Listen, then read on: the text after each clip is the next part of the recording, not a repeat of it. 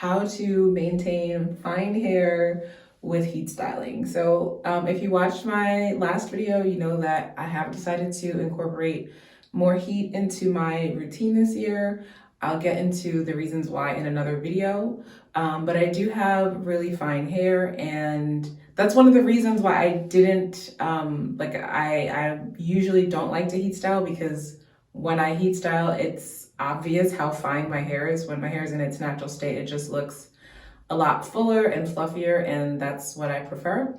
But I do, in actuality, have very fine hair. And with fine hair, you have to be very careful with heat styling. Otherwise, you'll end up with a lot of breakage and hair loss. So let's get right into it. So the first thing I'm gonna say that's super important with heat styling is actually deep conditioning. So I learned a long time ago that deep conditioning is actually the key to getting a really good straight press and not having damage.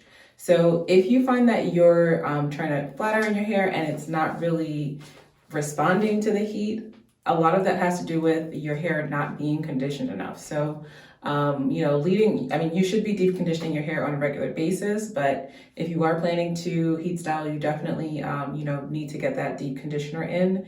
And that's, having your hair conditioned enough, that's really what's going to prevent breakage, heat damage, all of that stuff. So it's super important. And if you plan to heat style on a regular basis, definitely don't skip your deep conditions.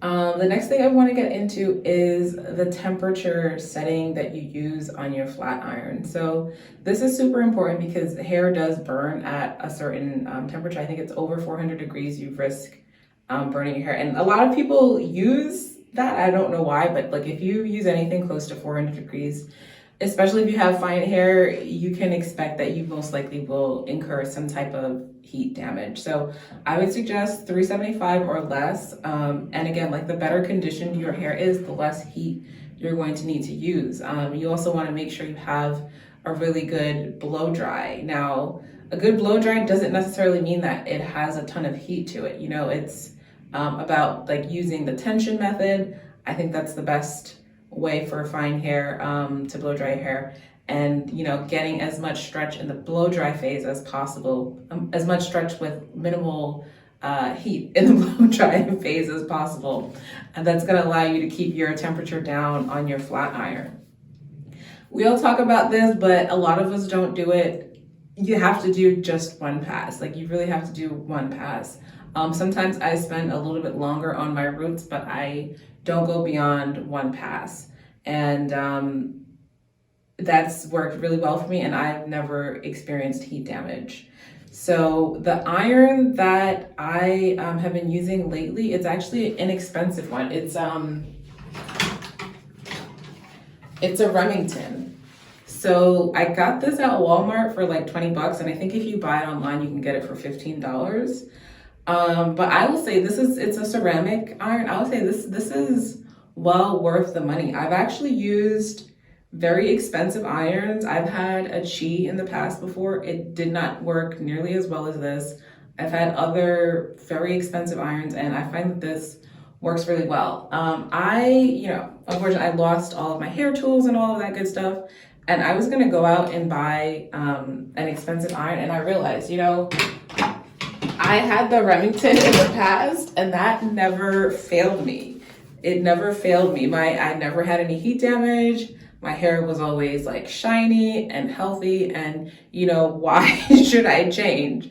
So the only reason I had the Remington at first was because my mother bought it for me years ago, and it actually worked really well. So sometimes I think we're conditioned to believe that if it's expensive, it's better, but that's not always the case. And I can definitely vouch for that flat iron.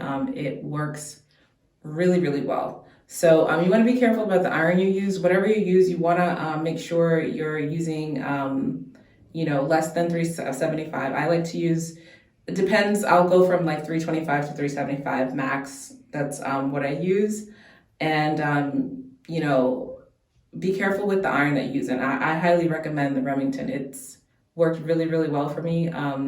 My sister has used it as well, and she says the same thing. And she's actually she's a stylist, so she does other people's hair as well, and she can say that iron works better than a lot of things on the market. So don't sleep on the cheapie. Another thing that is super important if you want to heat style your hair on a regular basis is regular protein treatment. So with heat styling, you are damaging the hair to a certain extent. That doesn't mean that your hair is going to be ultimately in a damaged state, but it is a damaging process. So to counteract that and prevent damage, I think it's really necessary to have a regular protein treatment to replace what you might have lost in the straightening process. So right now I'm using Olaplex, and that's one of the reasons why I felt more comfortable, using more heat in my regimen, because I was seeing how it really does. It's supposed to repair the bonds in your hair, and I can say for me it does do that. Like my hair was a lot stronger, even more shrinkage. My hair shrinks ridiculously as it is, but somehow using Olaplex, it did make it shrink more, which I see as a sign of health. I mean, it's a little annoying, but I see that as a sign of health. So to me, that's a good thing, especially if you are, planning to use any heat. So I use Olaplex. Some other recommendations that I can give, if you want to use henna, that's a really great strengthening protein treatment, or rice water. Rice water could work as well. But again, you just want to be careful and listen to your hair. You don't want to overdo the protein, but if you are going to be using heat, you're going to need, something to reinforce your hair. And the last tip I'm going to say is that, even though you straighten your hair, that doesn't mean that you should necessarily wear it out and free all the time. So I'm in week 3 right now of my hair being straight. And I wore it out for the first week, and after that, I've really been wearing it in braids like this, crown braids, and that's because, even though we're heat styling, my ultimate goal still is to retain length. So just because your hair is straightened, don't feel that you have to wear it out all the time. You can't put it up. You can still put it up sometimes, and that's a good thing. You want to have a healthy balance. So I hope that you found this video helpful. If you did, please like, share, and subscribe. Thank you so much for watching.